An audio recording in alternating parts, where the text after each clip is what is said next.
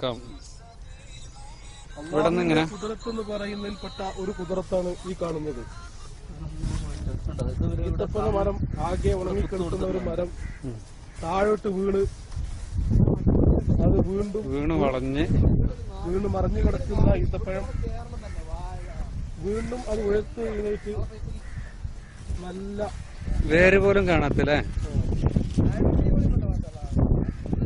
നല്ല അടിപൊളിയായിട്ട് 5-8 ഈത്തപ്പഴ 1 2 3 4 5 6 7 8 9 10 11 12 14 കൊലയുണ്ട്.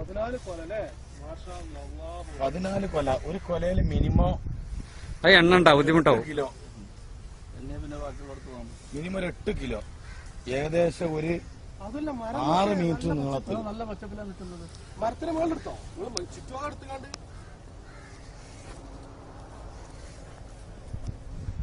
പക്ഷെ ഇതിപ്പോ യൂട്യൂബിൽ അപ്ഡേറ്റ് ചെയ്താൽ ആൾക്കാർ സ്ഥലം ചോദിച്ച് കാണിച്ചു നോക്കിയാൽ മതി. ഇതിന്റെ അഡ്രസ്സും പ്രൊഫൈലും എന്ന് പറഞ്ഞു കൊടുത്താണ് ഈ സ്ഥലത്തിന്റെ.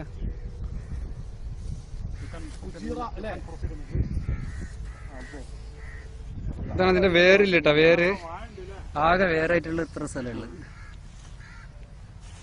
അല്ല ഒരു മിനിറ്റ്, ഇതുണ്ടാവും. ഇത് ഒരു ആഘോഷിക്കുക നോക്ക്. ഇതിന്റെ ഈ ഭാഗം ശരിക്കും ഉണങ്ങിയിട്ടുണ്ട്. ഉണങ്ങിയിട്ട് ഇത് ഉണങ്ങിയ വേരാണ്. ഉണങ്ങിയ വേര് ഇത് ശരിക്കും മറിഞ്ഞു വീണ ഈത്തപ്പഴം.